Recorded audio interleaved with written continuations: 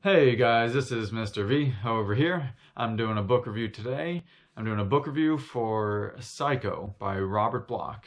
You guys should know right off the bat that I do a spoiler-free book review. If I give any spoilers, they would just be minor spoilers. So, let's get into the book review, Psycho. So, this book is just about a woman, Mary Crane. She is tired for the night. She sees a vacancy at a motel, and that motel is owned by Norman Bates and his mother. And she checks in, and things start to go downhill from there. That's as much as I can say without giving any major spoilers away. So, on to the book review. Now, one thing you guys should know immediately is that this book is a fairly small book. It's under 200 pages, and also it was written a long time, or not a long time ago, but it was written a decent amount of time ago, as it was released in 1959, I think. But despite that being the case, this is a very heavy-hitting book. This is not a light book, despite it being a shorter page length, and it is still fairly gruesome, despite it being released in the 50s or early 60s. So you should know that don't go into this book thinking lightly about it. But let's go on to the actual book.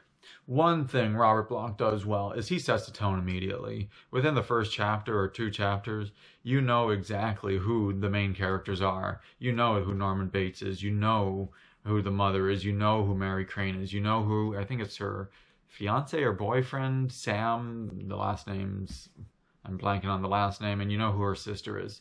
Those are the main characters, and you know all of them and basically their backstories very quickly, and he does a great job of doing that. He sets the tone immediately. You know, it's within a few pages, you know basically who those people are. So, you know, that is very good because, you know, there's just a few characters in here, but it does make you wonder, like, who is the psycho? You know, we always think of the psychos as just the murderers, but everyone has their own plot points, and it makes you wonder, you know, some of their plot points are like, are they the psycho? You know, things like that, because plot points aren't just the murder, the psychos aren't just the murderers. There's plot points where people are doing different things, and it makes you wonder, are they kind of psychotic for doing that? You know, and that part is a lot of fun, because there are people that are not committing murder that still seem psychotic. So, you know, Robert Bloch does a great job with that.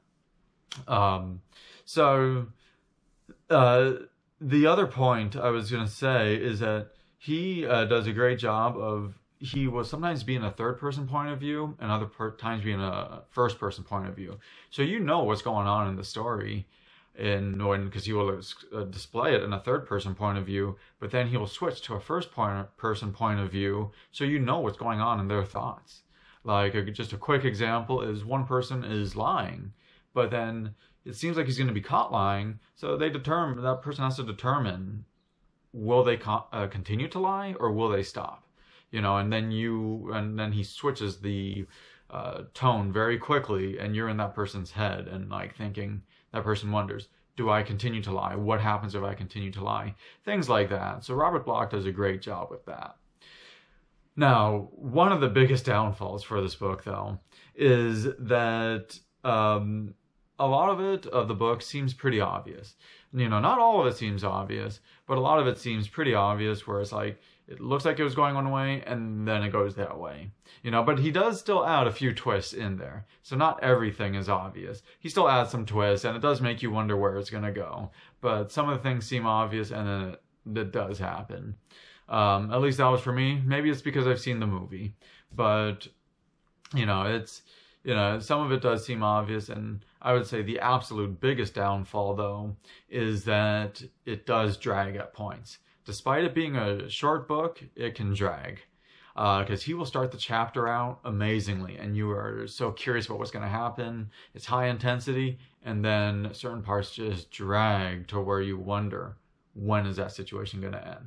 So I would say that is the biggest downfall of this book. You know, I'm not saying it's bad, but that does happen. And as for the end, you know, I thought the end was decent, but it still was not an amazing end. You know, I thought the end felt rushed. So that's why it was still a decent, and I would put marginal decent. but there were parts where it felt rushed because given the buildup, then it was like he tried to condense the end so quickly. So, that was another part that I was just like, whatever with. Anyway, let me give you my official review. So I review my books on a scale of 0 to 10. 0 is an awful book. A 5 is average, and a 10 is phenomenal. Like, if it gets a 10, anywhere close to a 10, that should be your next read. Because again, a 5 is average, and I'm known to be a pretty tough critic. If you go back to my other reviews, you can see I'm known to be a pretty tough critic, to where it's hard to move up even 0.5 or 1 full point. And again, a 5 is average.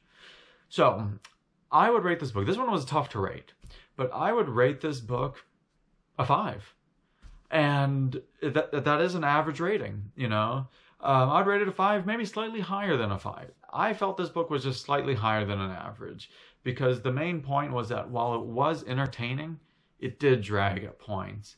And then it's like you want it to move on. And, I always feel that that's not good in a book when you want it to move on. But the entertainment aspect kept you in the next chapter because he would start out. So, there still was some entertainment points to where I would rate this book just average or maybe slightly above average. Because again, there was still some entertaining aspects. So I would not say that you should not read the book. I still recommend you read the book at some point, but you don't need to rush out to get this book. And I've read online, this is one of the few books where they say the movie is actually better than the book. But, that's always debatable. But still, I would rate this book average, slightly above average. So anyway, that may be controversial, but if you have any disagreements, please comment below. If you have any questions, again, please comment below. I hope you guys click the subscribe button. Thank you for watching this book review. I hope you guys go and enjoy your readings. This is Mr. V.